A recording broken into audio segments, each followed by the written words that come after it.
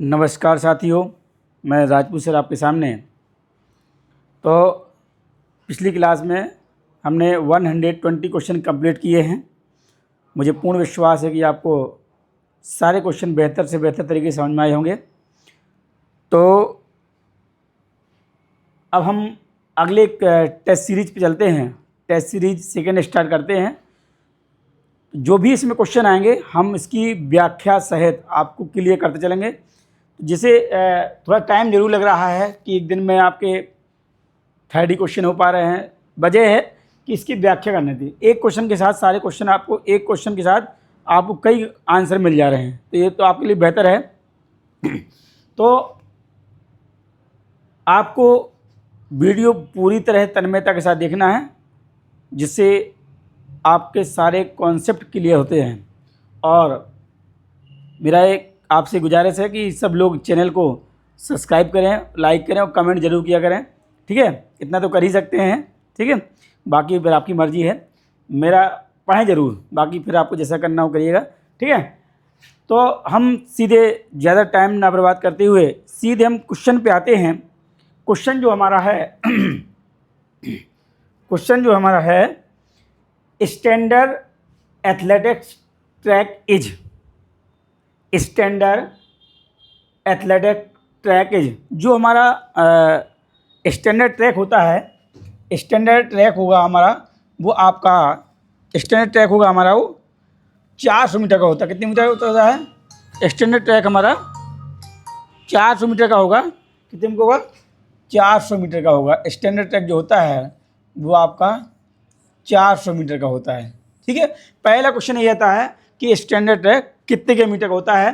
तो standard track आपका option में दिया है 200, 400, 600 और 300। तो स्टैंडर्ड ट्रैक हमारा होगा वो 400 मीटर का होगा। कितने मीटर का होगा? 400 मीटर का होगा। अब इसमें क्वेश्चन बन जाते हैं कि स्टैंडर्ड ट्रैक का फार्मूला क्या है।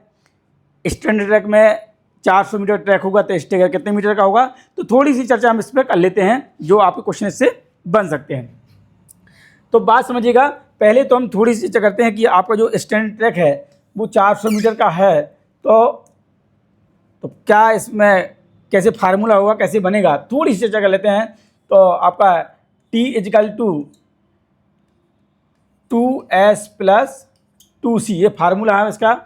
आपका एक ट्रैक जो स्टैंडर्ड ट्रैक होगा उसमें आपका 2 स्ट्रेट और 2 आपकी कर्व लाइन होती हैं। 2 स्ट्रेट और 2 कर्व लाइन होंगी। ठीक है, तो इसमें जो आपकी टी की वैल्यू है वो आपकी टी की वैल्यू है 400 मीटर। कितनी है? 400 मीटर है। और आपकी एस की वैल्यू जो हमारी है, आपका एस मतलब टी मतलब ट्रैक और एस मीन्स स्ट्रेट। स्ट्रेट मतलब सीधी रेखाएं। जो ट्रैक होता है उसमें 2 स्ट्रेट लाइन होती हैं और आपका 2 कर्व लाइन होती हैं। 2 स्ट्रेट 2 कर्व होती हैं। तो स्ट्रेट आपका मान लो 80 मीटर है। ठीक है, और आपका कर्व हमें निकालना है। इस समय जो वर्तमान में जो हमारा स्टेट जो हमारा स्टेट है वो 84 जो स्टेट लाइन होती है वो 84.39 मीटर की है। 84.39 मीटर की है। कितनी चल रही है हमारी? 84.39 मीटर की चल रही है। ठीक है, तो आपको ध्यान रखना है कि मैं आपको 80 मीटर के हिसाब से अभी बता रहा हूँ, बल्कि कभी क्वेश्चन आए कि आपका 400 मीटर ट्रैक में स्ट्रेट लाइन कितने मीटर की होती है, तो आपका 84.39 मीटर 84.39। ठीक है, तो आपकी जो ट्रैक होता है उसमें आपकी 2 स्ट्रेट लाइन होंगी और आपकी 2 कर्व लाइन होंगी। जैसे आप देख सकते हैं, ये मान लो सपोर्टेड ट्रैक है, तो एक स्ट्रेट लाइन ये हुई, एक स्ट्रेट लाइन ये है। ठीक है, अब इसमें एक कर्व लाइन ये है, एक कर्व लाइन ये है। ठीक है, तो आपका बना ही बना है। एक कर्व लाइन आपकी ये है, एक कर्व लाइन ये है। ठीक है, एक स्ट्रेट ये है, एक स्ट्रेट ये है।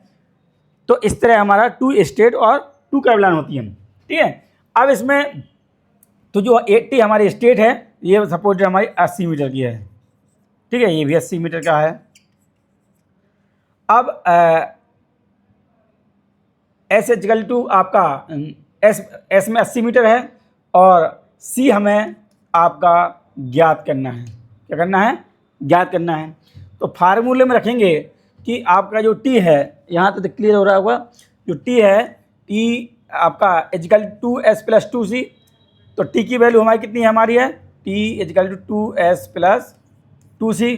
तो टी की वैल्यू हमारी है 400 मीटर, 400 मीटर। और एस की वैल्यू टू सेम रहेगा, एस की वैल्यू हमारी 80 मीटर और आपका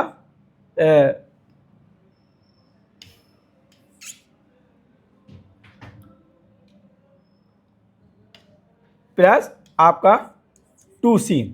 ठीक है, अब हम 2c हमें निकालना है। तो पहले तो हम 400 इजिकल टू मल्टीप्लाई करेंगे तो 160 प्लस 2c। अब हमें 2c को फाइंड आउट करना है। 2c इजिकल टू अब 400 माइनस 160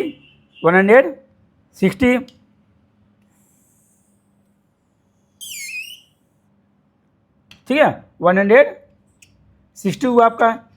अब 2c इजिकल टू 400 माइनस 160 आपका हो जाएगा 240, 240। क्लियर। अब हमें सी को फाइंड आउट करना है। सी is equal to 240 upon 2।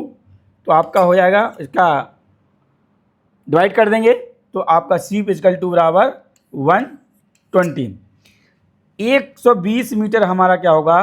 Curve line होगी। तो हम बात कर रहे थे, जो ट्रैक बना रहे थे हम, ठीक है, ये हमारा ट्रैक का है, ये हमारी जो कर्व लाइन है, ये हमारी जो कर्व लाइन है, ये कर्व लाइन जो हमारी होगी 120 मीटर की एक होगी, 120 मीटर की एक होगी और 80 मीटर का हमारा स्ट्रेट होगा और 80 मीटर का हमारा स्ट्रेट होगा।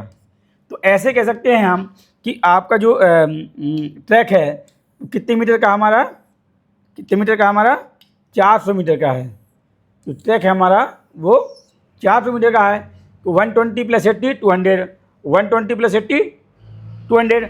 तो कुल मिला के जो हमारा स्टैंडर्ड ट्रैक होगा, स्टैंडर्ड ट्रैक होगा वो आपका 400 मीटर का होगा। कितने मीटर का होगा? 400 मीटर का होगा। इतना आपको क्लियर हो गया होगा। ठीक है, इसके बाद क्या है आपका फार्मूला चेंज होता है, थोड़ा देखिएगा।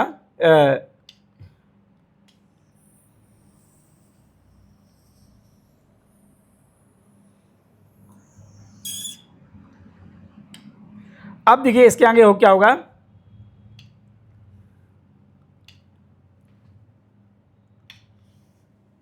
To C is equal to 2 pi r. ठीक है, 2c is equal to 2 pi are. तो वहां पर 2c की वैल्यू थी हमारी, 2c की वैल्यू कितनी थी हमारी? 240 आई थी। ठीक है, अब 2c is equal to 2 pi are. तो 2c की जगह कितना हो जाएगा? 240, 240 हो जाएगा। क्लियर। अब आपका देखिए, इसके बाद 2 सेम रहेगा। पाई का मान कितना है? 22/7 और आर 240 इजिकल टू 44 मल्टीप्लाई कर देंगे, 22 दूना 44/7 आर। अब क्या करना है, इसमें आर को निकालना है हमको, आर को फाइंड आउट करना है। तो इसमें क्रॉस मल्टीप्लिकेशन कर देंगे, करनी गुणा करेंगे। तो 240 मल्टीप्लाई 7 अपॉन आपका 44। तो करेंगे 7 से 0 गुणा करेंगे, 0, 7 चौको 28, 7 दूनी 14 और 2 हासिल आपकी 14 2 16, 1680 अपॉन 44। ठीक है, अब इसको डिवाइड कर देंगे, इसे भाग दे देंगे तो आपका आएगा 38.18 आपका आएगा। कितना आएगा? 38.18 आएगा। ये क्या हमारा है? ये हमारी क्या है? रनिंग रेडियस है। क्या हमारी? इसे हम आर आर कहते हैं। आर आर मतलब रनिंग रेडियस। आर आर में से क्या होता है? 38.18 माइनस 30 सेंटीमीटर। ठीक है, पॉइंट लगा दिया तो आपका हो जाएगा 37.88। ये वाली होगी हमारी एम आर होगी, जिसे हम मार्किंग रेडियस कहेंगे। इतना क्लियर हो गया आपको? ठीक है, इतना ही समझना इसमें ज़रूरी है। चलिए अब हम बात करते हैं, इतना क्लियर हो गया आपको।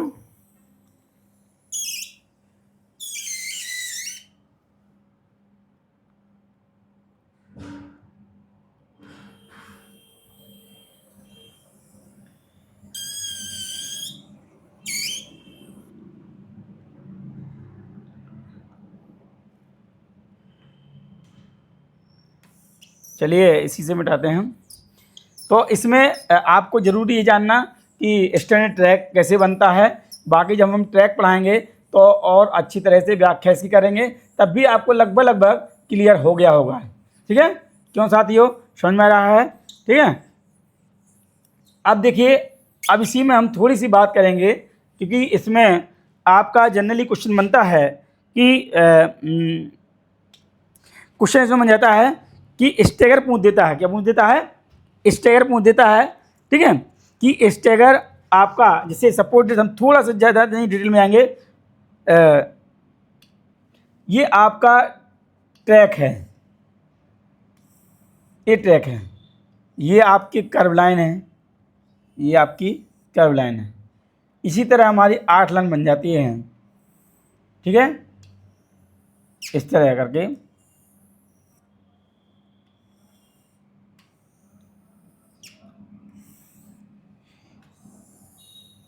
इस तरह हमारी 8 लाइन बनेंगी।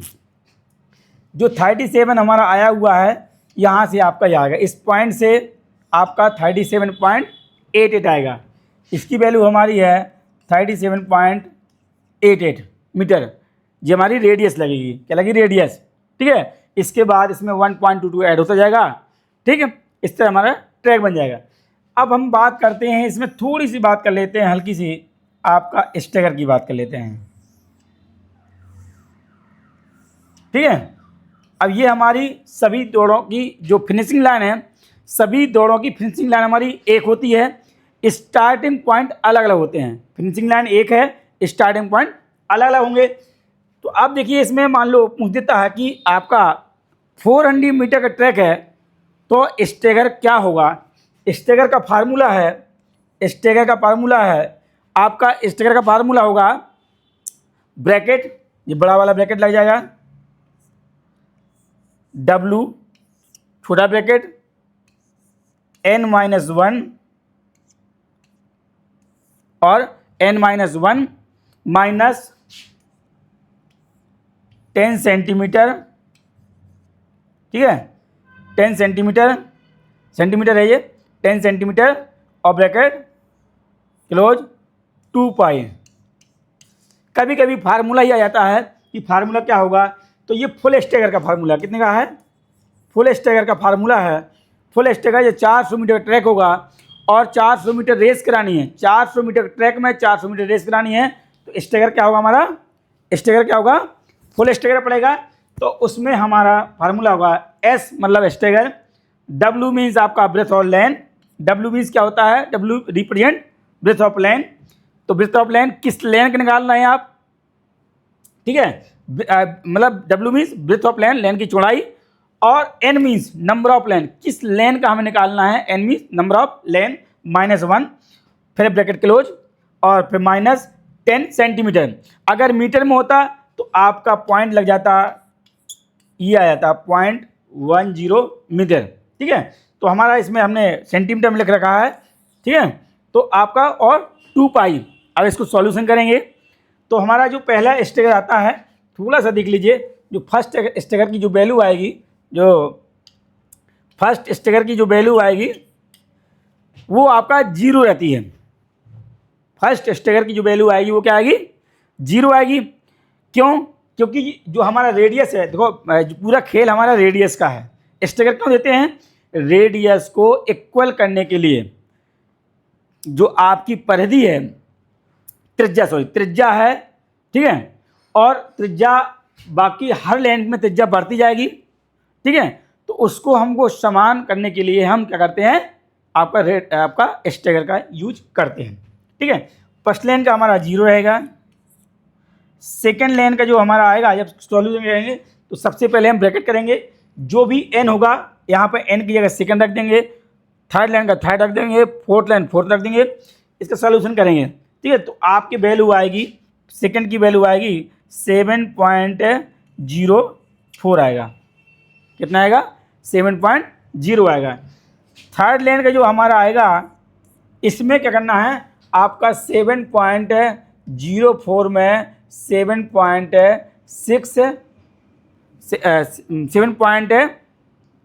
इसमें आपका 7.67 को ऐड कर देना है। 7.67 को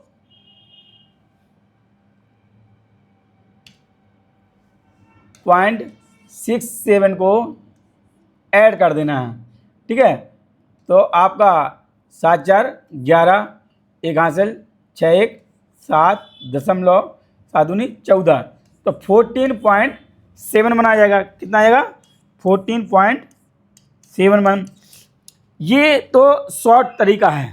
अगर आपके पास समय है तो आप कैलकुलेशन के निकाल रही फार्मूला में रख दिए, वैल्यू रख दिए। W means breadth of line 1.22, breadth of line 1.22 रहेगा हर में।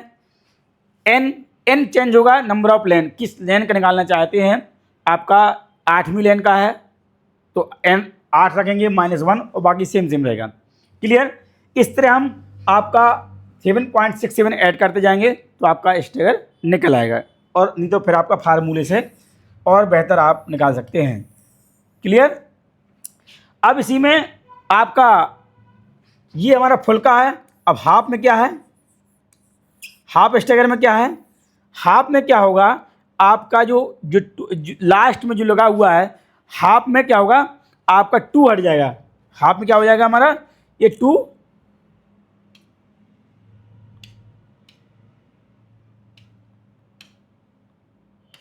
हाफ में हमारा 2 हट जाएगा। बाकी सेम फार्मूला रहेगा।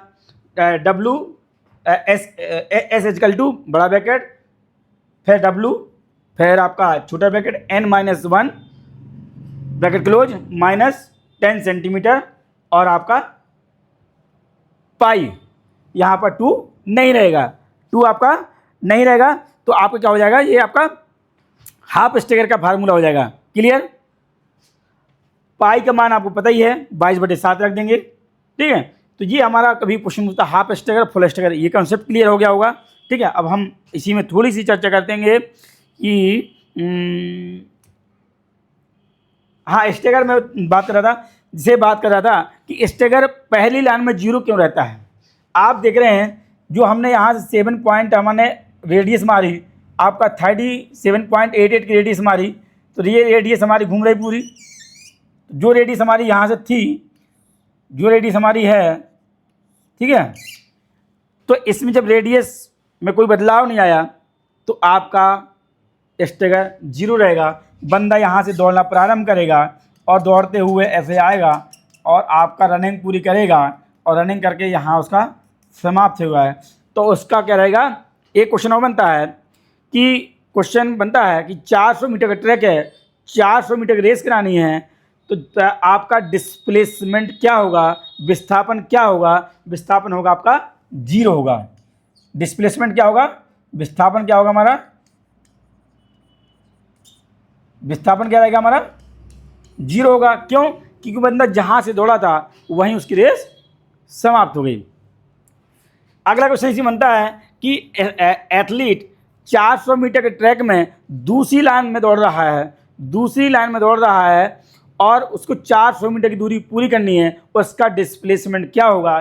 तो 400 मीटर ट्रैक में जो स्टेगर होगा हमारा 7.04 होगा, और ये स्टेगर मान लो यहाँ पर आपका है।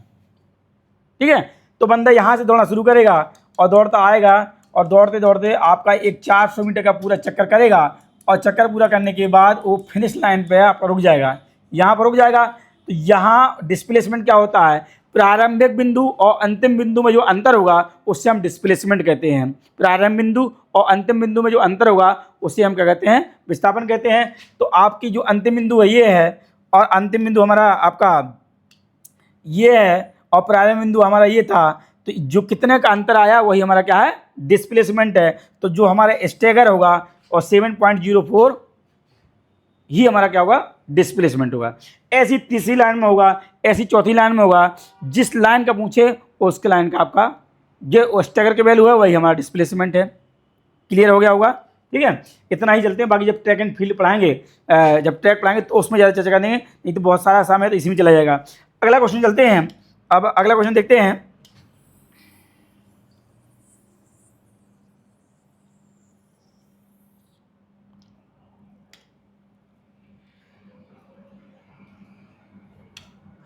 अगला क्वेश्चन कह रहा है हमारा, क्वेश्चन नंबर 2 पे आते सीधे अब बात करते हैं। क्वेश्चन नंबर 2 हमारा जो कह रहा है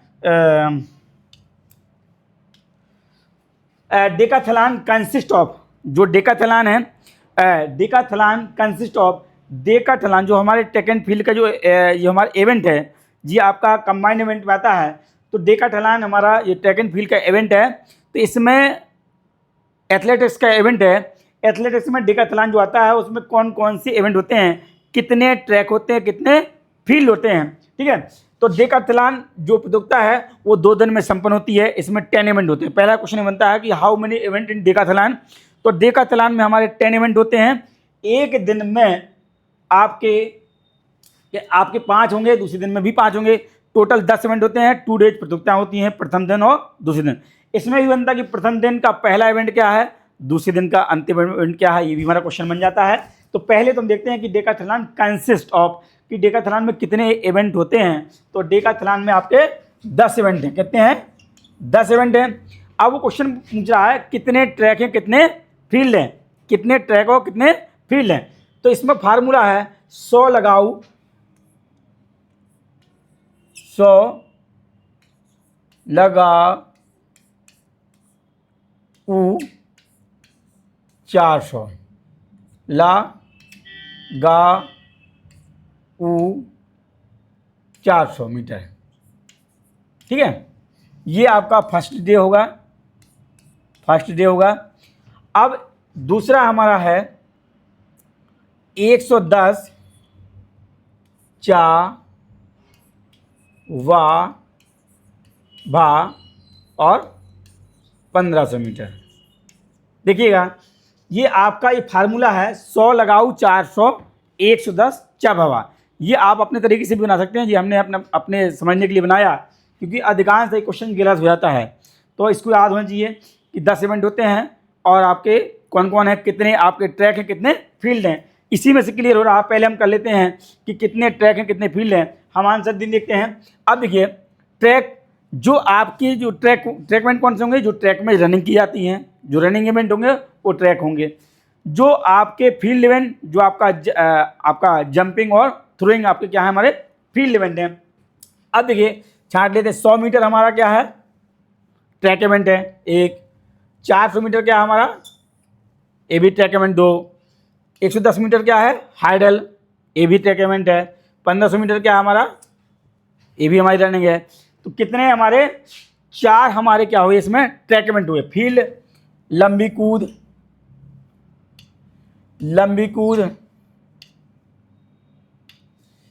कूद, गोला फेंक, ऊंची कूद, चक्का फेंक, बांस कूद, भाला फेंक। तो 6 हमारे क्या होंगे, तो 4 ट्रैक हो गए। तो हमारा आंसर क्या हो जाएगा, दूसरा आंसर सही होगा कि हमारे 4 ट्रैक हैं और आपके 4 ट्रैक हैं और 6 फील्ड हैं। ठीक है, 4 ट्रैक इवेंट हैं और 6 फील्ड इवेंट हैं। ये क्वेश्चन क्लियर हुआ आपका, यहाँ तक समझ गए होंगे आपको। अब देखते हैं क्वेश्चन क्या बनता। पहला बताया कि 10 इवेंट होते हैं, 2 दिन में प्रतियोगिताएं होती हैं इसकी। अब क्वेश्चन बनता है कि डेकाथलॉन में प्रथम दिन पहली प्रतियोगिता कौन सी होती है। प्रथम दिन पहली प्रतियोगिता आपकी होगी, आपकी 100 मीटर होगी। कितनी होगी, 100 मीटर होगी। प्रथम दिन अंतिम प्रतियोगिता कौन सी होगी, 400 मीटर होगी। दूसरे दिन प्रथम प्रतियोगिता कौन सी होगी, 110 मीटर हाइडल होगी। दूसरे दिन की अंतिम प्रतियोगिता 1500 मीटर होगी। डेकाथलॉन का अंतिम इवेंट क्या है, 1500 मीटर है। तो इस टाइप के हमारे क्वेश्चन बन जाते हैं। ठीक है, क्लियर हुआ आपका। एल से मतलब लंबी कूद, गा से मतलब गोला, ऊ से मतलब ऊंची कूद। ठीक है, आपका लिखने की जरूरत नहीं, समझ लीजिए, टाइम बहुत लगेगा। ला से मतलब लंबी कूद, गा से मतलब गोला फेंक, ठीक है। और आपका ऊ से ऊंची कूद, 400 मीटर से 400 मीटर दौड़, 110 110 से हर्डल, आपका 110 मीटर का होता है, हर्डल होता है। चा से आपका क्या होगा, चक्का फेंक। वा से बांस कूद, मतलब आपका बांस कूद मतलब पोल वाल्ट। और भा से भाला फेंक और 1500 मीटर रेस। क्लियर, लिखने की कोई आवश्यकता तो नहीं है, ठीक है।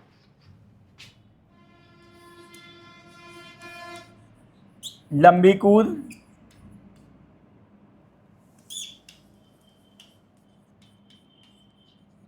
गोला फेंक और ऊंची कूद, चक्का फेंक, बांस कूद मतलब पोल वाल्ट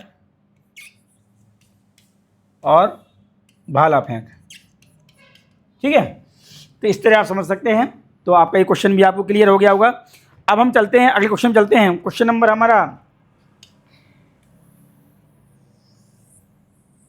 इसका जो आप मैंने एथलेटिक्स की क्लास ली थी उसको आप देखिएगा, मैंने कितना बेहतर तरीके से इसको समझाया हुआ है, तो वहाँ जाके आप इसको देख सकते हैं, ठीक है।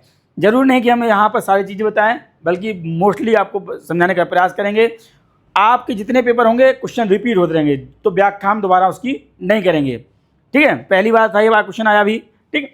अब क्वेश्चन नंबर हमारा थर्ड है। क्वेश्चन नंबर थर्ड है कि कृष्णा पूनिया इज रिलेटेड।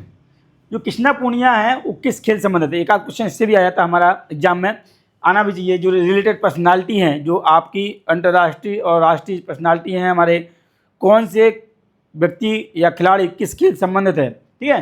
तो कृष्णा पूनिया किस खेल से संबंधित है, तो कृष्णा पूनिया पहली बात एथलेटिक्स की है। एथलेटिक्स में उनका जो इवेंट था वो आपका चक्का फेंक था, क्या था, डिस्कस थ्रो, डिस्कस थ्रो, ठीक है। आपका किसका था, हमारा डिस्कस थ्रो था। ये हरियाणा की थी हैं। 2000 के राष्ट्रमंडल खेलों में स्वर्ण पदक जीतने वाली भारत की पहली एथलीट थी हम, ठीक है। आपके 2010 के जो राष्ट्रमंडल कॉमनवेल्थ गेम हुए थे, उन्होंने इसमें स्वर्ण पदक दिलाया था। क्लियर, ये आपका कृष्णा पूनिया हो गई। अब क्वेश्चन नंबर हम 4 पे चलते हैं, ठीक है।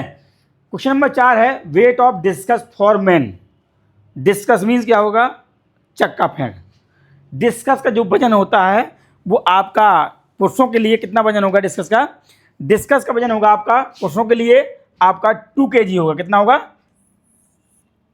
ऑप्शन नंबर दूसरा सही है। डिस्कस का वजन जो होगा 2 kg होगा। और महिलाओं के लिए आपका होगा 1 किलोग्राम होगा। महिलाओं के लिए कितना होगा, पुरुषों के लिए जो हमारा होगा, जो पुरुषों के लिए होगा हमारा, जो पुरुषों के लिए होगा, पुरुषों के लिए होगा आपका 2 kg और महिलाओं के लिए होगा वो आपका 1 kg, ठीक है। तो ये आप याद रखिएगा डिस्कस का वजन कितना होता है, और पुरुषों के लिए और महिलाओं के लिए, ठीक है। अब हम क्वेश्चन चलते हैं, अगले क्वेश्चन पे चलते हैं, थोड़ा सा फास्ट करेंगे, ठीक।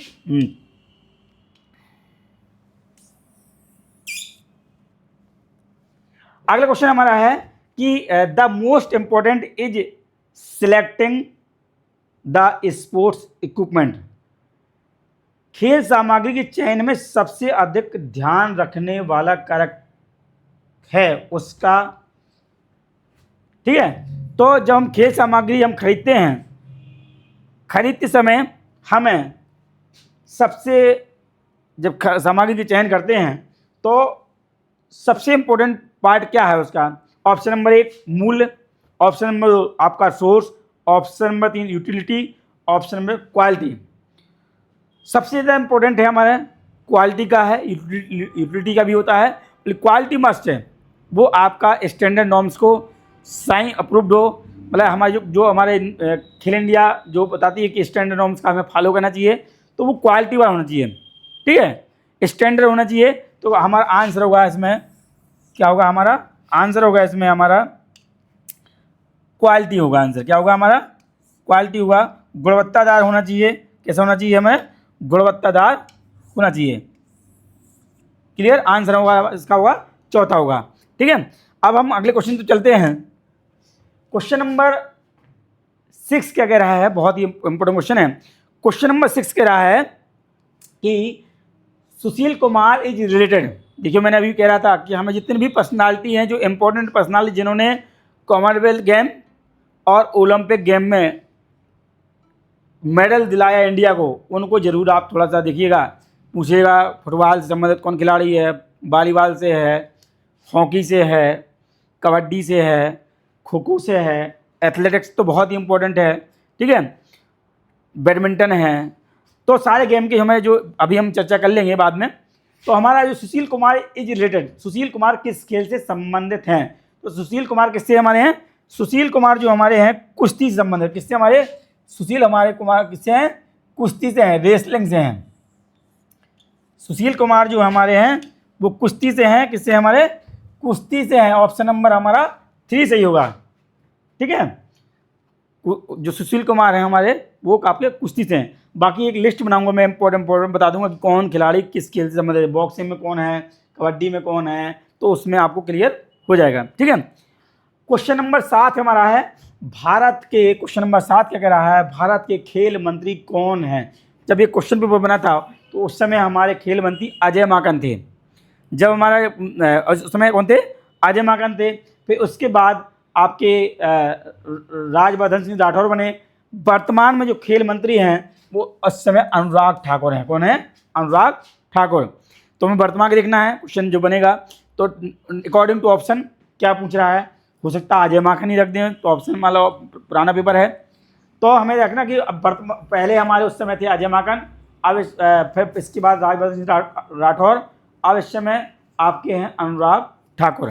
ठीक है, ये तो आपका करंट क्वेश्चन है, चेंज होता रहेगा। अब क्वेश्चन नंबर 8 देखिए, क्वेश्चन नंबर जो 8 कह रहा है, वेरी वेरी इंपॉर्टेंट क्वेश्चन है कि offside rule related to which game, जो ऑफ साइड का रूल है वो किस गेम से संबंधित है। तो ऑफ साइड जो रूल होता है वो आपका किस में होता है, फुटबॉल में। ऑफ साइड का जो रूल होगा वो किस में होगा, फुटबॉल में होगा। आप फुटबॉल की वीडियो जाके देखिएगा, तो मैंने ऑफ साइड को बेहतर से तरीके बताने का प्रयास किया है। आपका फुटबॉल की वीडियो पड़ी हुई है यूट्यूब पे, उसको देखिए, फुटबॉल बाय राजपूत सर, तो आपकी फुटबॉल की वीडियो आ जाएगी। उसमें देखिए ऑफ साइड क्या होती है, मैंने उसको बेहतर तरीके से बताने का प्रयास किया है। ठीक है, क्योंकि हम यहाँ क्यों टाइम इसका करें, तो वहाँ पर आपको वीडियो देखने को मिल जाएगी। तो ऑफ साइड किससे है, फुटबॉल से है। ऑफ साइड किससे है, फुटबॉल से है। क्वेश्चन नंबर जो 9 है वो क्या कह रहा है, विच of the following is not playing surface, निम्न में से कौन सी खेलने की सतह नहीं है, खेलने की सतह नहीं है। तो इसमें दिया है पॉलीग्रास और एस्ट्रोटर्फ, साइबेक्स और टेराप्लैक्स। तो जिसमें देखिए जो हमारी जो पॉलीग्रास होती है, इसे हम जो सिंथेटिक ट्रैक होता है वो पॉलीग्रास का होता है। सिंथेटिक ट्रैक होगा, सिंथेटिक ट्रैक आजकल जो जहाँ जहाँ स्टेडियम बन रहे हैं और बड़े बड़े शहरों में हैं, वहाँ सिंथेटिक ट्रैक बने हुए हैं, आपके कृत्रिम घास के होते हैं। ठीक है, तो पॉलीग्रास बोलते हैं। तो आपका इसमें भी हम खेलते हैं, पॉलीग्रास हमारी खेलने की सतह है। एस्ट्रोटर्फ, एस्ट्रोटर्फ हमारा हॉकी का जो फील्ड होती है, खेल का मैदान होगा, वो आपका एस्ट्रोटर्फ का बना होता है, उसे कहा जाता है। ए भी हमारा है, ए भी है हमारा जी, आपका ट्रैक एंड फील्ड का है, ये आपका एस्ट्रोटर्फ हॉकी का है। फिर है साइबेक्स, साइबेक्स क्या मशीन है आपकी, क्या है, मशीन है। साइबेक्स मशीन है, मैंने आपको पिछली क्लास में बताया भी था, एग्जाम्पल दिया था कि isotonic, isometric, isokinetic. Isokinetic is combination of both, जिसमें दोनों एक्सरसाइज का समावेश हो, आइसोटोनिक और आइसोकाइनेटिक का। तो इसमें हम जैसे जिम में मशीन होती है जिसमें कंस्ट्रक्शन भी होगा और आपका टेंशन भी डेवलप होगा, मतलब कुछ देर के लिए रुकेगा भी। ठीक है, तो साइबेक्स क्या है, मशीन है। तो आंसर होगा साइबेक्स, मतलब खेलने की सतह नहीं है, साइबेक्स नहीं है। और बाकी टेराप्लैक्स होता है, वो टेनिस का कोर्ट होता है।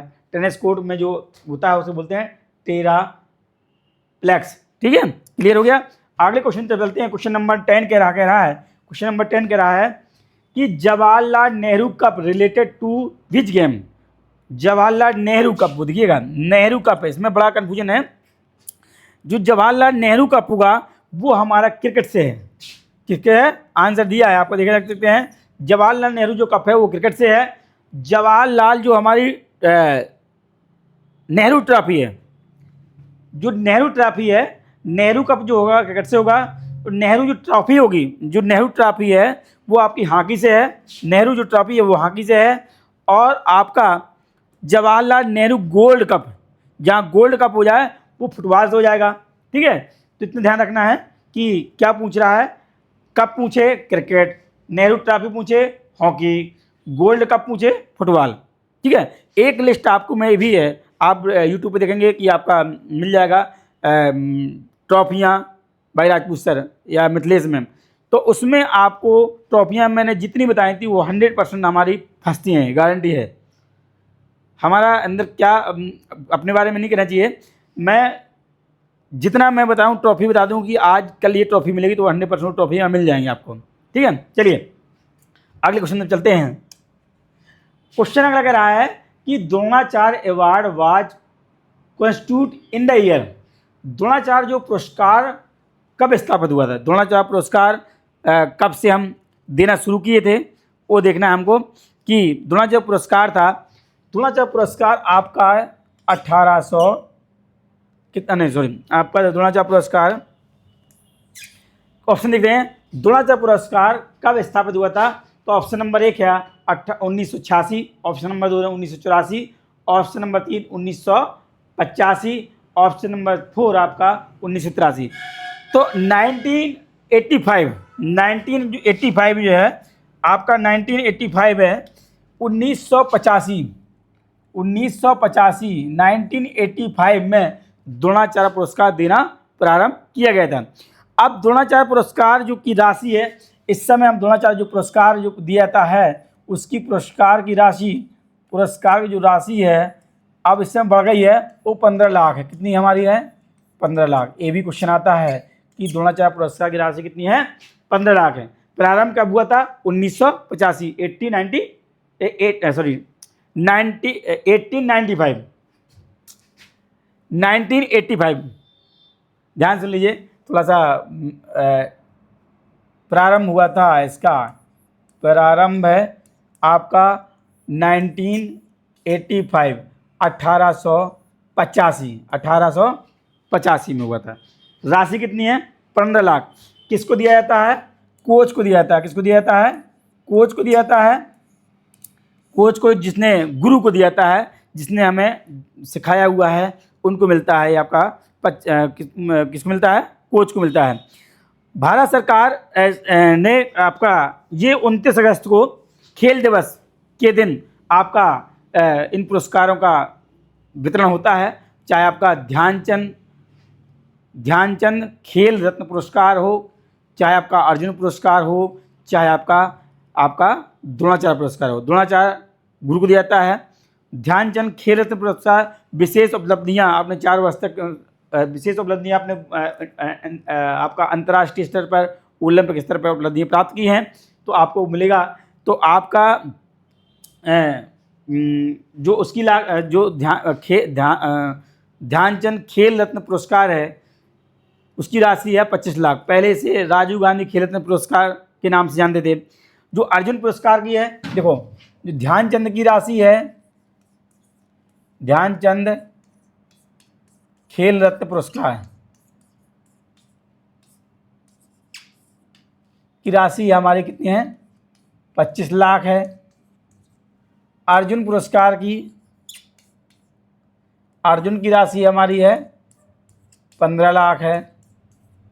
ठीक है, और आपकी द्रोणाचार्य की कितनी है, द्रोणाचार्य की कितनी है, आपकी 15 लाख है। ठीक है, तो बात समझिए, द्रोणाचार्य की जो राशि हमारी है, द्रोणाचार्य पुरस्कार की राशि हमारी कितनी है, 15 लाख है। ठीक है, और आपकी ध्यानचंद खेल रत्न पुरस्कार की राशि हमारी 25 लाख है, और आपकी अर्जुन पुरस्कार की 15 लाख है। क्लियर हो कॉन्सेप्ट हुआ आपका। अब इसमें क्वेश्चन देना है कि मेजर ध्यानचंद की 25 लाख है, अर्जुन की 15 लाख है, द्रोणाचार्य की आपकी 15 लाख है। द्रोणाचार्य जो पुरस्कार था, द्रोणाचार्य पुरस्कार की जो सूची है 2025 में खेल दिवस के दिन किन किन को मिला है, थोड़ा जान लीजिए। पैराशूटिंग के कोच थे सुभाष राणा, पैराशूटिंग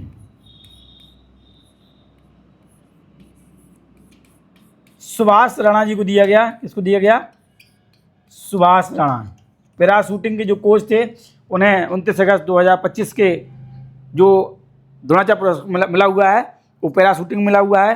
किन मिला हुआ है? सुभाष राणा। निशानेबाजी में दीपाली देशपांडे, निशानेबाजी में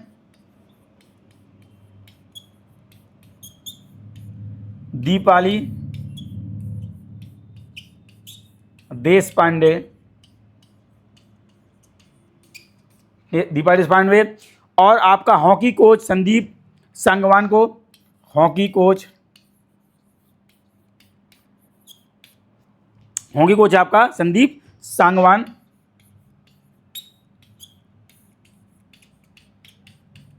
ठीक है, तो इस तरह आप देख सकते हैं। और बहुत सारी लिस्ट है इसमें, तो हमें मेन हमारे में बता दिया कि जो पैराशूटिंग में सुभाष राणा को दिया गया, निशानेबाजी में दीपाली देशपांडे हैं, हॉकी कोच संदीप सांगवान है। जो इस समय आपको मनु भाकर को आपको क्या मिला हुआ है? ध्यानचंद खेलरत्न पुरस्कार। ठीक है, बाकी अर्जुन पुरस्कार की भी लंबी लिस्ट है, इसकी चर्चा हम पुरस्कार बताएं तब उसको बता लेंगे। ठीक है, अगला क्वेश्चन देखते हैं। क्वेश्चन अगला हमारा है क्वेश्चन नंबर अगला है, देखिए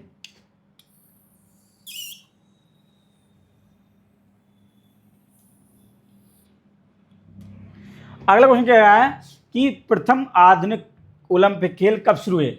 the first modern Olympic game where held in year, कि जो आधुनिक ओलंपिक खेल थे वो कब स्टार्ट हुए? तो क्वेश्चन का आंसर है, इसकी व्याख्या मैं पिछली क्लास में कर चुका हूं, तो आपको याद रखना कि जो आधुनिक जो क्वेश्चन बता है, जो आपके मॉडर्न ओलंपिक थे वो आपके 1896 में, ऑप्शन नंबर 2, 1896 में स्टार्ट हुए थे। कब हुए थे हमारे? 1896 में आधुनिक ओलंपिक खेल शुरुआत हुए थे। अब इसमें जो क्वेश्चन बनते हैं, बहुत सारे क्वेश्चन है वो ओलंपिक से हमारे, मैंने पिछली क्लास में चर्चा की थी। आधुनिक ओलंपिक खेल के जो जनक है आपका बेरेंट पियर डी कुबर्टन है।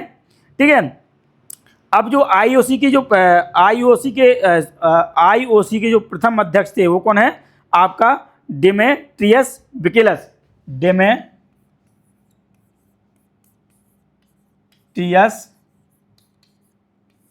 डेमेट्रियस आपका बिकेलस।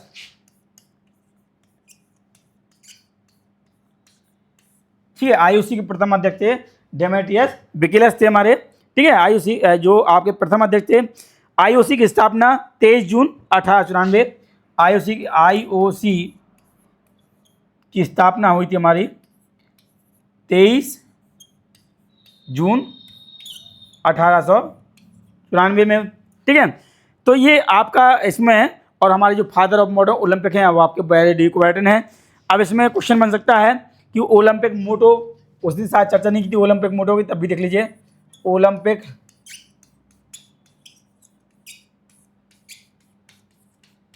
जो मोटो है सीटीएस,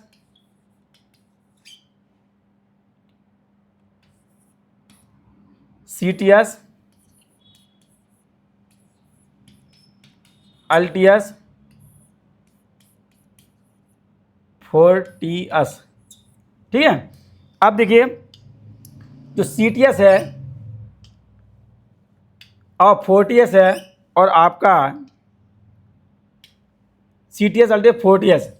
ठीक है, तो सीटीएस है, अल्टियस है और फोर्टियस है।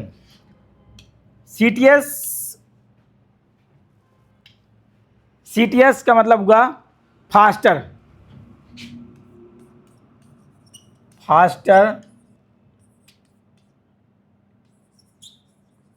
स्ट्रॉन्गर, और आपका हायर। ठीक है, तेज, मजबूत और ऊंचा। ठीक है, सीटीएस आपका सीटीएस अल्टीस faster, higher, stronger, faster, higher, उल्टा हो गया थोड़ा सा, देखिए एक सेकंड,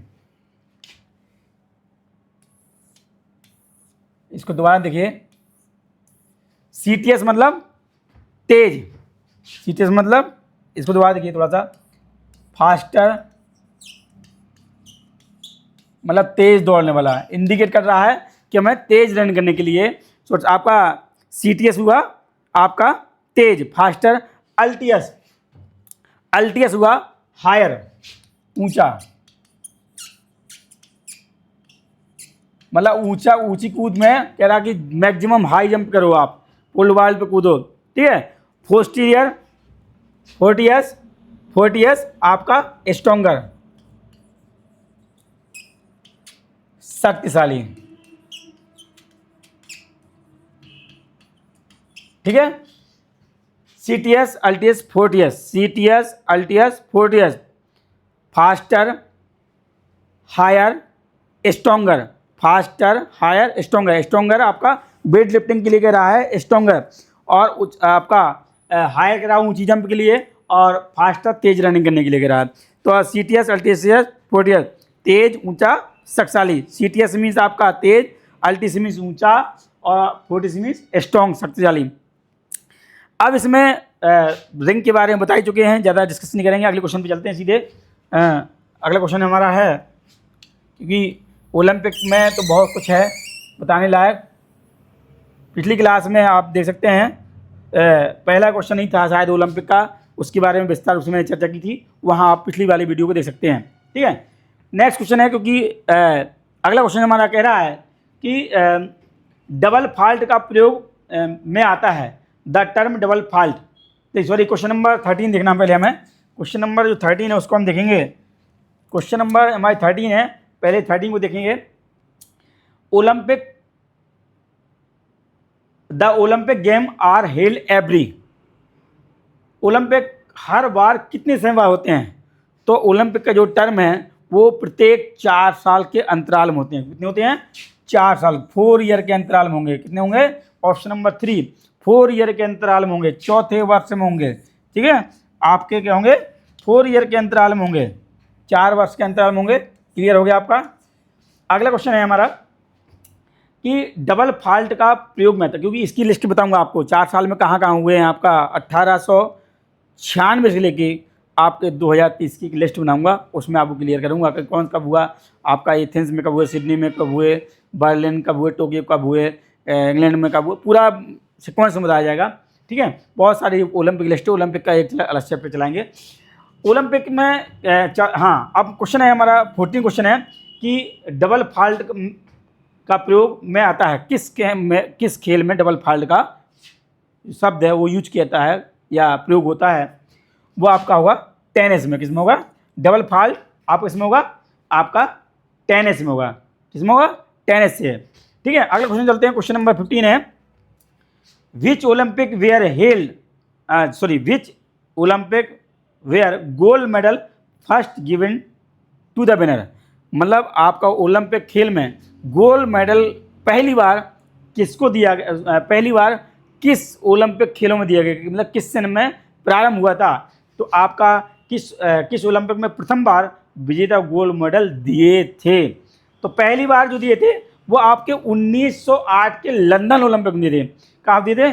जो आपका आंसर इसमें चौथा सही है, आपका आंसर इसमें कौन सा सही है? चौथा है।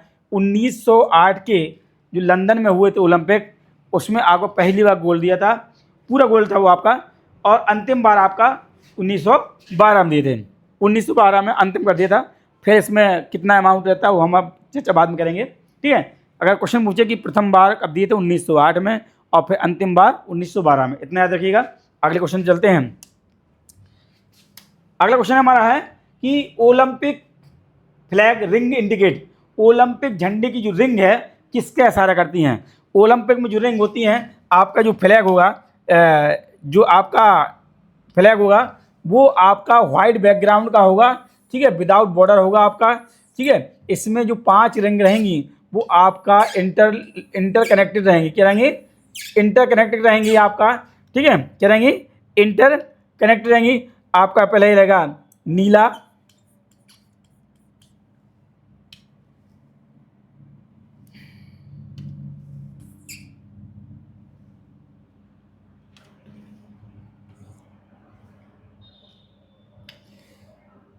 नीला, पीला,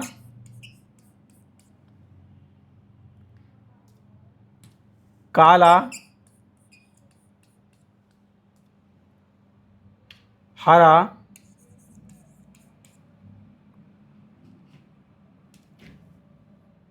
लाल। ये हमारा रिंग है, 5 रिंग होती हैं। तो आपकी जो नीला करेगी, नीला किसको है? यूरोप को है। नीला किसको है? हमारी यूरोप को है। नीला किसको? हमारी यूरोप को है। और पीला किसको है? एशिया।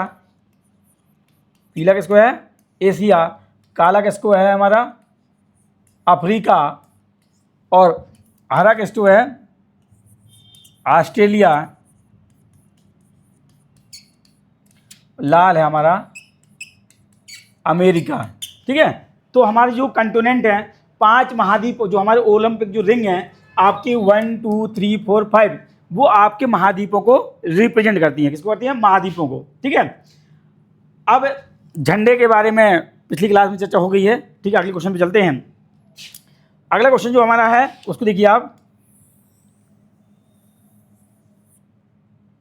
अगला क्वेश्चन हमारा है कि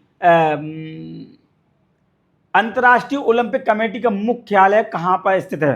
तो अंतर्राष्ट्रीय जो हमारी कमेटी है उसका जो मुख्यालय था आपका, वो कहाँ? आपका स्विट्जरलैंड में है। कहाँ आपका?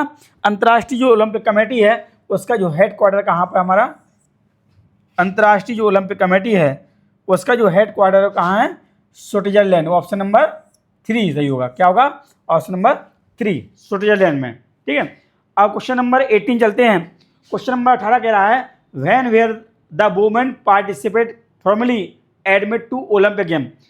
कब ओलंपिक खेलों में महिलाओं की भागीदारी शुरू हुई? बहुत अच्छा क्वेश्चन है। अभी मध्य प्रदेश में जो असिस्टेंट प्रोफेसर एग्जाम हुआ था उसमें भी आया था, कई बार क्वेश्चन आ चुका है ये कि ओलंपिक खेलों में महिलाओं की भागीदारी कब प्रारंभ हुई। तो आपका जो इसमें जो ऑप्शन है वो गलत दिया है, हम इसको सही कर लेते हैं। 1900 जो 1900 के जो ओलंपिक कहाँ हुए थे? पेरिस में हुए थे।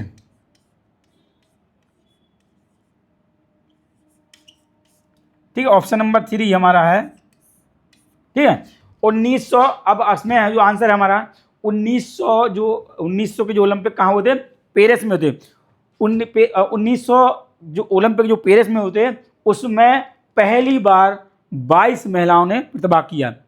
तो आंसर आप कभी पूछेगा कि महिलाओं की भागीदारी किस ओलंपिक से प्रारंभ हुई? तो पेरिस ओलंपिक से 1900 आपका 1900 में पेरिस में हुए थे। उन पहली बार महिलाओं की भागीदारी प्रारंभ हुई। पहली बार में 22 महिलाओं ने प्रतिभाग किया था। कितनी किया था? 22 महिलाओं ने 1900 के पेरिस ओलंपिक में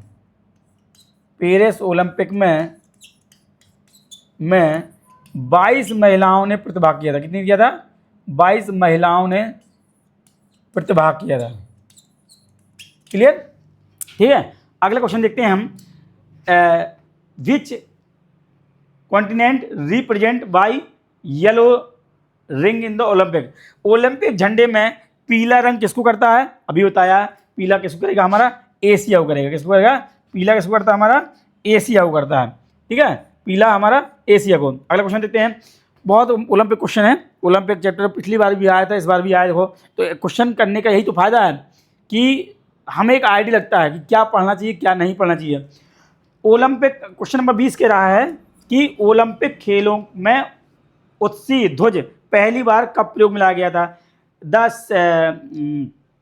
मतलब कहने का मतलब है कि ओलंपिक फ्लैग वाज फर्स्ट यूजन, मतलब ओलंपिक फ्लैग को पहली बार फ्लैग होस्टिंग कब हुई थी? तो 1920 एंटवर्प ओलंपिक, आपके 1920 के ओलंपिक में पहली बार झंडे को फहराया गया था।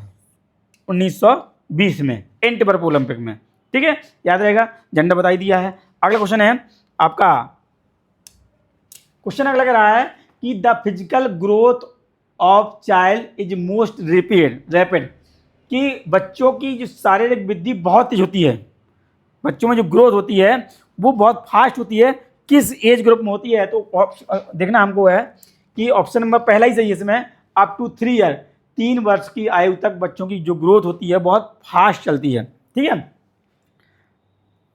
इसे हम आपका शैशवावस्था कहते हैं। प्री आपका इन्फेंट स्टेज है हमारी, प्री इन्फेंट स्टेज हमारी शैशवावस्था आपकी होती है, उसको हम प्री इन्फेंट स्टेज बोलते हैं। तो प्रथम 3 साल की अवस्था में बालक जो सीखने की प्रवृत्ति होती है, जो वृद्धि होती है वो बहुत फास्ट होती है, वृद्धि बहुत फास्ट होती है 3 वर्ष में। ठीक है, जो हमारा आंसर पहला सही है। अगला क्वेश्चन है कि लड़कियों की वृद्धि सर्वाधिक तीव्रता से होती है लड़कों की अपेक्षा। लड़कियों की जो वृद्धि होगी वो आपका कब ज़्यादा तेज होगी, लड़कों की अपेक्षा कब तीव्र होती है, तो आपका growth female more rapid than boys, boys की अपेक्षा लड़कियों में वृद्धि होती है वो आपका 30 से 19 साल, 13 से 19 साल की अवस्था में आपकी होती है, वो तीव्र होती है। इसको हम टीनेज एज बोलते हैं। क्या बोलते हैं? Teenage as. टीनेज एज है हमारा, टीनेज एज है हमारी। क्यों? 13 13 14 15 16 17 18 19 टीनेज, ये आपका इसमें पुरुषों बॉयज़ की अपेक्षा जो हमारी गर्ल्स होती हैं वो ज़्यादा डेवलप करती हैं। ठीक है, इसी को हम आपका तूफान की अवस्था भी कहते हैं। अगला क्वेश्चन है हमारा, क्लियर हो गया होगा। अब क्वेश्चन नंबर हमारा 23 है, उसको हम देखते हैं। What is the chronicle age, तो इसकी चर्चा मैंने कल की थी। क्रॉनिकल एज को हम कैलेंडर आयु बोलते हैं, जिसको हम वर्ष दिन वर्ष माह दिन में या दिन माह वर्षों में गिनते हैं। तो क्रॉनिकल एज होगी हमारी, इसे हम वास्तविक आयु भी कहते हैं। तो वर्ष महीना दिन में गिनी जाती है। ऑप्शन नंबर पहला सही है। ये क्वेश्चन रिपीट हुआ, तो देखिए पहला क्वेश्चन हमारा है, ये जो हड्डियों और दांतों के आधार पर कौन सी है? एनाटॉमिकल एज है। ठीक है, और बोन्स और आपका क्या आधार पर हमारी एनाटॉमिकल है। डिटरमाइनेंस इन प्यूबर्टी, ये हमारा उसके आधार पे हमारी फिजियोलॉजिकल एज क्या है। डिटरमाइन यूजिंग इंटेलिजेंस, तो आपकी जो मानसिक आयु है। और एज ईयर मंथ डे जो हमारी है वर्ष महीना दिन में होती है, उसे हम क्रोनिकल एज या वास्तविक आयु के नाम से जानते हैं। ठीक है, जो आपकी वर्ष महीना दिन में गिनी जाती है। कल चर्चा हुई थी बहुत बढ़िया तरह से। क्वेश्चन नंबर आपका 24 देखिए, which of the following refer to asthenic body type. Asthenic body type, इसके बारे में भी आपको मैंने बताया था आपको कि एंडोमीजो एक्टो। ठीक है, अब इसमें देखना है कि एंडोमीजो एक्टो, तो ये हमारा किसका है? सेल्डन का है। अब जो क्रेस्मर का है हमारा पाइकनिक, एथलेटिक, एस्थेनिक और डायप्लास्ट। जो एस्थेनिक है वो किसका है? पहले तो यही आ जाता है। ठीक है, pyknic, athletic, number 1, number 2, number 3, pyknic, athletic, asthenic, dysplastic. ठीक है, पाइकनिक, एथलेटिक्स, एस्थेनिक और डायप्लास्ट। क्लियर? तो जो हमारा कह रहा है कि जो डायप्लास्ट होगा कि सेल्डन आपका किसने किया है? ये आपका किसने? क्रेस्मर का है। ये किसका? हमारा सेल्डन ने किया है। एंडोमीजो एक्टो जो क्रेस्मर का है, पाइकनिक, एथलेटिक, एस्थेनिक और डायप्लास्ट। तो जो कह रहा है कि जो एस्थेनिक की बात कर रहा है, एस्थेनिक, ये भी पूछ सकता है कि एस्थेनिक बॉडी टाइप किसने दिया है? तो क्रेस्मर ने दिया है। अब एस्थेनिक कैसा होता है? जो आपका पाइकनिक होगा, पाइकनिक आपका एंडो टाइप, जैसे एंडो था हमारा सेल्डन में, वैसे ही पाइकनिक हुआ। एथलेटिक आपका एंडोमीजो, जो उसमें मीजो था वो हमारा एथलेटिक्स क्रेस्मर में होगा। फिर जो एस्थेनिक होगा वो आपका क्या होगा कि जो हमारा वहाँ पर एक्टो था, सेल्डन में एक्टो था, वही हमारा इसमें एस्थेनिक होगा आपका क्रेस्मर में। ठीक है, तो आपका पतला दुबला छिछली छाती वाला आपका होगा लीन सालो चेस्ट। बहुत इंपॉर्टेंट क्वेश्चन है, ये कई बार आ चुका है। आपका आंसर, तीसरा आंसर सही होगा इसमें। तीसरा आंसर सही होगा लीन सालो चेस्ट, पतला छिछले छाती वाला। ठीक है, और चौथा हमारा डायप्लास्ट, जिसे हम ग्रुप कहते हैं। ठीक, याद रहेगा। अगले क्वेश्चन में चलते हैं, समझ में आ गया होगा। अगला क्वेश्चन है, क्वेश्चन अगला कह रहा है कि philosopher known as the father of philosophy of idealism, दर्शन शास्त्री जिन्हें आदर्शवाद का जन्मदाता कहते हैं। तो आदर्शवाद के जन्मदाता हमारे कौन है? प्लेटो हैं। कौन है हमारे? प्लेटो हमारे आदर्शवाद के हैं। आदर्शवाद के जो जनक हैं वो कौन है? हमारे प्लेटो हैं आदर्शवाद के। आदर्शवाद कौन हमारे? प्लेटो हैं, ठीक है। और आपका रियलिज्म कौन है? हमारे रियलिज्म के अरस्तु हैं, इसे हम यथार्थवाद कहते हैं, यथार्थवाद के अरस्तु हैं। और नेचुरलिज्म कौन है? हमारे रूसो हैं। और प्रिग्मेटिज्म मतलब प्रयोगवाद के कौन है? हमारे जॉन डीवी, ठीक है। अगले क्वेश्चन में चलते हैं, क्वेश्चन नंबर 26 देखते हैं। क्वेश्चन नंबर 26 देखेंगे, जब फिलॉसफी पढ़ाएंगे तो और विस्तार से बता देंगे कौन किसका है, ठीक। Which period known as epic period in ancient India, कौन सा काल भारतवर्ष में महाकाव्य काल माना जाता है? तो आपका 1000 से आपका 600 BC, 1600 BC आपका जो होगा उसे महाभारत काल के नाम से जानते हैं। 1000 से 600 BC जो टाइम पीरियड है वो उसे हम महाभारत काल महाकाव्य काल के नाम से जानते हैं, ठीक है। ऑप्शन नंबर 2 सही है। क्वेश्चन नंबर 27 कह रहा है कि what was the Plato famous for in the ancient Greece, जो आपका प्लेस्टा था, प्लेस्टा आपका था, आपका प्लेस्टा जो प्राचीन यूनान में प्रसिद्ध था वो किस लिए फेमस था? प्लेस्टा प्राचीन यूनान में क्यों फेमस था? तो ये आपका जो प्लेस्टा था वो खेल का मैदान था, खेल का मैदान था। वो कुश्ती के लिए फेमस था। किसके लिए था? आपका कुश्ती के लिए। एक रेसलिंग स्कूल था आपका, कुश्ती के लिए। यहाँ पर कुश्ती की प्रैक्टिस की जाती, कुश्ती का अभ्यास मतलब कुश्ती की प्रतियोगिताएं होती थी। आपका म्यूजिक स्कूल कौन है? डिडास किलियम। म्यूजिक के बारे में पूछें तो डिडास किलियम। जब आपका म्यूजिक क्या होगा? डिडास किलियम। ये भी पूछ सकता है कि म्यूजिक का जो हमारा स्कूल था उसे किस नाम जानते हैं? डिडास किलियम। जो हमारा प्लेस्टा था किसके लिए था? कुश्ती के लिए। प्लेस्टा कुश्ती के लिए और आपका म्यूजिक वाला डिडास किलियम, ठीक है। अब हम क्वेश्चन अगला चलते हैं। क्वेश्चन नंबर 28 है, समझ में तो आ रहा है, कोई दिक्कत तो नहीं है। अब देखिए, अखाड़ा इज रिलेटेड टू, अखाड़ा किस खेल से संबंधित है? आपका अखाड़ा किससे? हमारा आपका रेसलिंग से। किससे है? हमारा रेसलिंग मतलब कुश्ती से संबंधित है। अखाड़ा किससे है? हमारा कुश्ती से है, ठीक है। अगले क्वेश्चन चलते हैं। अगला क्वेश्चन कह रहा है हमारा कि much of the theory of physical education are based on, शारीरिक शिक्षा सिद्धांत, शारीरिक शिक्षा के सिद्धांत निम्नलिखित में से किस पर ज़्यादा आधारित होते हैं? शारीरिक शिक्षा के सिद्धांत निम्नलिखित में से किस पे ज़्यादा आधारित होते हैं? तो जो फिजिकल एजुकेशन की जो थ्योरी हो वो किस पे ज़्यादा आधारित होती है? तो scientific principle related movement, answer होगा इसमें तीसरा, scientific principle related to movement. जितने भी इसमें मूवमेंट होंगे वो वैज्ञानिक सिद्धांतों पर आधारित हैं। चाहे आप फेंक रहे हो, चाहे आप फेंकने में कौन सा आपका लीवर काम कर रहा है, कौन सा फोर्स काम कर रहा है, किस एंगल से फेंकना है, रनिंग कर रहे हो तो, दौड़ रहे हो तो, जंप कर रहे हो तो, मतलब आपका वॉकिंग कर रहे हो तो, इसमें जो हमारे जितने भी मूवमेंट होंगे बेस्ड ऑन साइंटिफिक प्रिंसिपल, आपके वैज्ञानिक सिद्धांतों पर आधारित होते हैं। तो आंसर होगा तीसरा, वैज्ञानिक नियमों के आधार पर आधारित होते हैं। क्लियर? क्वेश्चन नंबर 30 देखिए। क्वेश्चन नंबर जो 30 कह रहा है कि when was the YMCA college of physical education form, शारीरिक शिक्षा महाविद्यालय YMCA की स्थापना कब हुई? YMCA कॉलेज आपका की स्थापना कब हुई थी? तो प्रथम हमारा ये जो शारीरिक शिक्षा का जो महाविद्यालय था वो आपका स्थापना 1920 में हुई थी।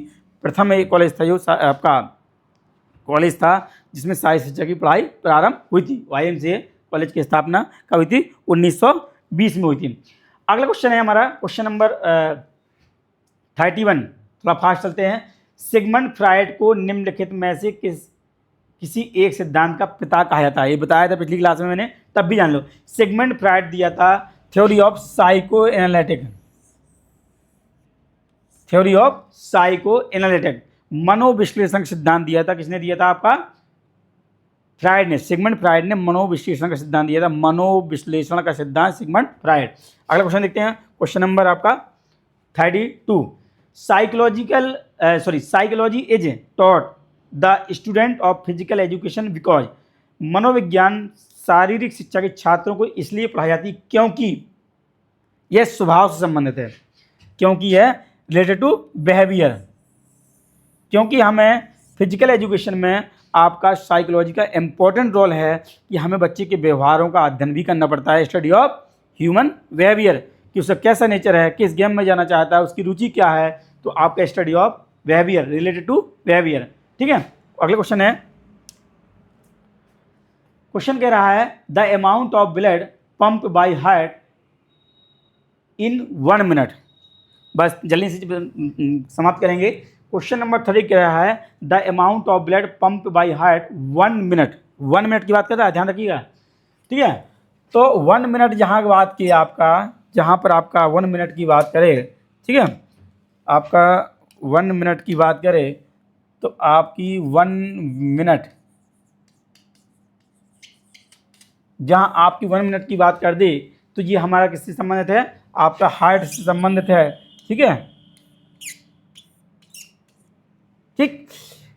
आप किसने कहा कि 1 मिनट में आपका जो ब्लड पंप करता है उसे क्या कहते हैं, तो फार्मूला है आपका फार्मूला है आपका कार्डिक आउटपुट का फार्मूला है, किसका है हमारा, कार्डिक आउटपुट, कार्डियक आउटपुट। तो आपका HR मल्टीप्लाई SB, HR गुणे SB। HR means heart rate, हृदय धड़कन, हृदय धड़कन गुणे स्ट्रोक वॉल्यूम, स्ट्रोक वॉल्यूम।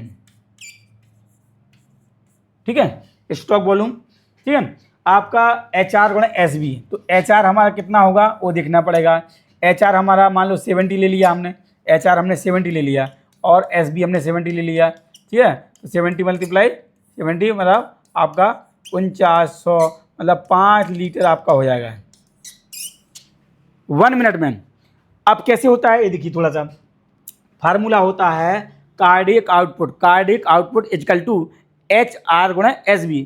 जो HR है वो आपकी हार्ट रेट, आपकी जो धड़कन है 1 मिनट में कितनी बार आपकी धड़कती है, वो HR हो गया। और स्ट्रोक वॉल्यूम है कि आपका एक धड़कन में कितना ब्लड पंप करता है हृदय। ठीक है, तो आपका एक स्ट्रोक अगर 1 सिंगल बीट में 1 बीट में करें तो आपका स्ट्रोक वॉल्यूम है, अगर 1 मिनट की बात करें तो कार्डियक आउटपुट है। तो 1 बीट आपकी यहाँ से होगा, आप देखिए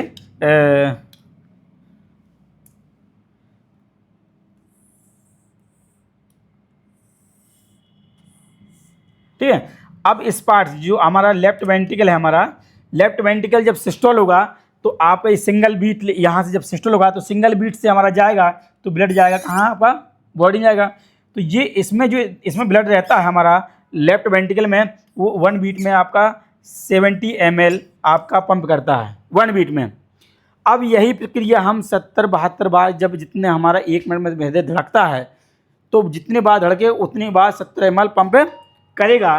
ठीक है, उतनी बार पंप करेगा तो आपका क्या होगा कि उतने आपका 1 मिनट हो जाएगा। तो 1 मिनट होगा तो कार्डियक आउटपुट मतलब 70 बीट है, 70 ml है, तो 1 मिनट 5 लीटर पंप कर देगा। सिंपल सी है, cardiac output 1 minute, stroke volume 1 beat. Stroke volume होता है कि एक धड़कन में कितना हमने रक्त पंप किया आपका सिस्टोलिक होने पर। ठीक है, क्लियर समझ में आ गया होगा। तो आप याद रखिएगा आंसर इसमें होगा कि 1 मिनट की बात किया तो आपका कार्डियक आउटपुट होगा, कार्डियक आउटपुट होगा। आंसर हमारा चौथा सही है। स्ट्रोक वॉल्यूम 1 बीट की बात, सिंगल बीट होगा, सिंगल बीट होगा, स्ट्रोक वॉल्यूम होगा हमारा। ठीक है, सिंगल बीट में हमारा स्ट्रोक वॉल्यूम होगा। अब नेक्स्ट क्वेश्चन चलते हैं हम। आप क्वेश्चन नंबर हमारा 34 है, उसको देख लेते हैं, थोड़ा सा जल्दी है, टाइम भी हो गया है।